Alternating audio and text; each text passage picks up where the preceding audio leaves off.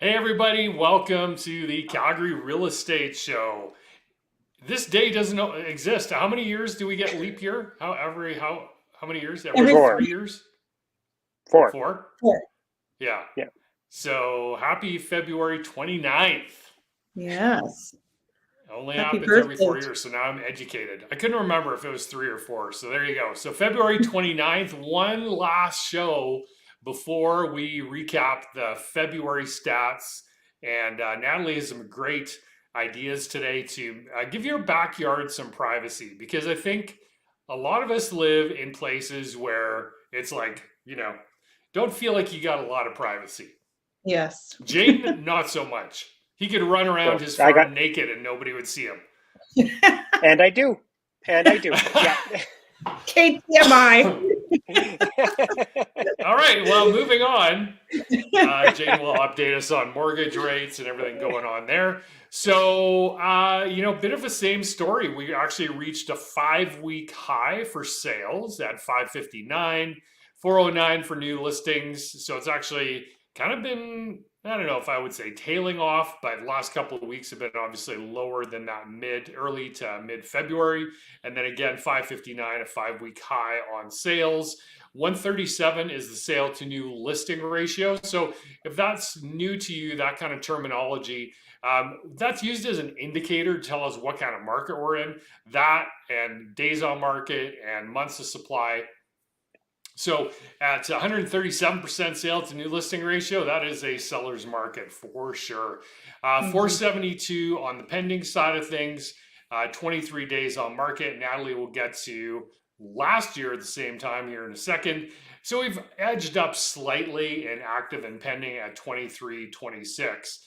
But the reality is that's still nowhere like a balanced market would be at. So Natalie, why don't you take it away? Give us a look back in the real estate time machine. All right. So last year total sales we had 444. This year 527. So up 19%. Last year new listings 599. This year 627. So we're up 5%. Actives last year 2802. This year 2311. So we are down 18%. Pendings 689 last year, 658. So down 5%. Days on market last year, 34. This year, 23. So we're down 32%, which totally shows with the amount of sales or listings actually available. So Yeah, exactly. I think the two numbers that jump out at me for this week, anyway, looking back at last year's, those total sales up almost 20%, and days on market, as we've been seeing all through 2024 so far, is really a stark difference from last year at the same time. Jaden, what's happening in the money market? The money market. Well, there's been some movement, and it's really interesting because we're back down below that 5% again on that 5 year fix. Seeing that, and even that 3 year fix. Like, if you got a big enough mortgage, you're a strong client. I've been seeing people at 489 on that 3 year fix. Like, there's just a lot of wiggle room in the market right now. And one of the interesting things is that the bond market kind of pushes fixed interest rates, right? And so earlier, maybe about 6 weeks ago, the bond market kind of bottomed out. I think we were at 3.15 ish, somewhere in that range. And today we're closer to that kind of 3.55, so about 0.4% above that. But I'm getting rate sheets from lenders left, right, and center today. Got a 3 year rate special, a 5 year rate special, 4 year rate special, and they keep pushing things down lower and lower. And so why would that be when the bond market has popped up 0.4%? Well, the reason is when it went down to the 3.15, they didn't follow it down very quickly, right? So they already Mm. had a little bit of this in place. And now we're really starting to see, this is a competitive market, not just for home buyers. It's a competitive market, extremely tight for lenders as well. There's just not a lot of mortgages to be done out there right now, right? So, Yeah. the renewal game is great for them if they can get that and keep on to the clients they already had and renew them into another one. But they need to be generating new business as well, right? So a lot of that stuff is going to come out over the next, especially as we hit into March and really, I think, hit hyperdrive on what we consider a traditional spring market. We're going to see a lot more of those kind of rates going down and maybe not following the what's happening with bonds in a more traditional way. Right.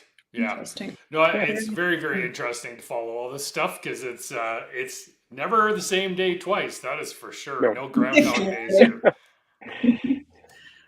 All right, Natalie, this is I really like the picture on the left. I think we should do that I in our know, isn't that backyard. fun? How to block some view. Put a bunch of flags up and a big bush. So, all right. So to create some privacy on your deck, one idea is using shadow to create details that distract. So as this is an example, you've got this lovely pergola. It gives enough sort of shading so people can't really see in there, and it looks very cozy. I love that. Plant a canopy for conversation zones. So this is, I mean, this is a jungle here, right? It looks like that, but you could absolutely just do some plantings in behind your furniture, just to give you a little bit of privacy.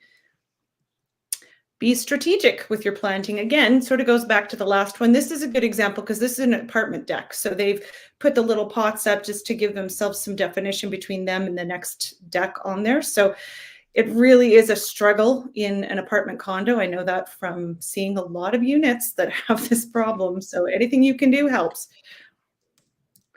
Add softness with outdoor drapes. I love this. It gives you privacy. It gives you breaks from the wind, that kind of stuff. And it just, really makes an outdoor living area in this space. And the last one, install a privacy screen. We have had to do this. So we have a very very wide, deep deck.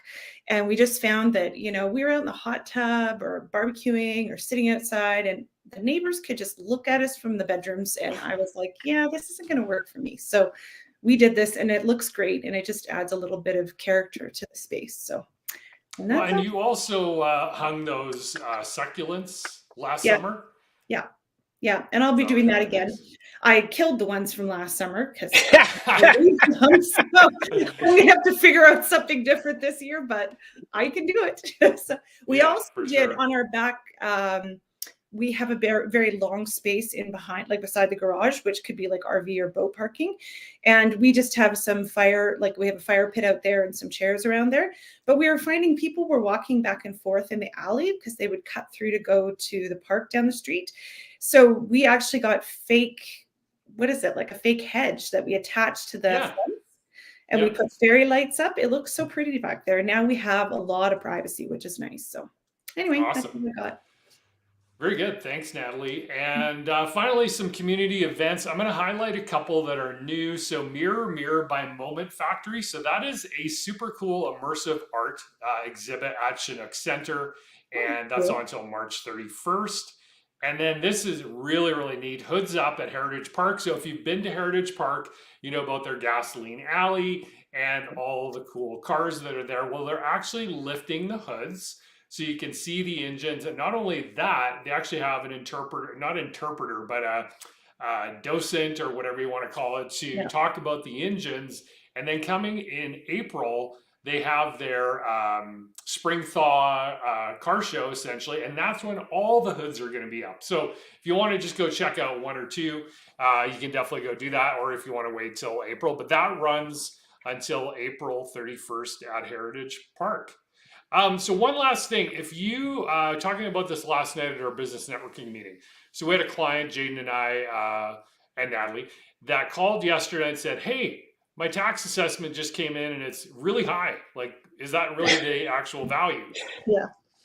Rarely is it good, bad, or indifferent, because the reason is because those tax assessments were done last July, typically. It's a blanket appraisal. They don't take into account, oh, well, you have granite and hardwood and a fully finished basement that was done last year. They can't do that. So they take a blanket approach, which is, understandable. So reach out. Very quickly gave that client a good rough idea of what the value would be today, and that may mean they may look at selling and doing something and buying something else. So if that's you, reach out, call us, text us.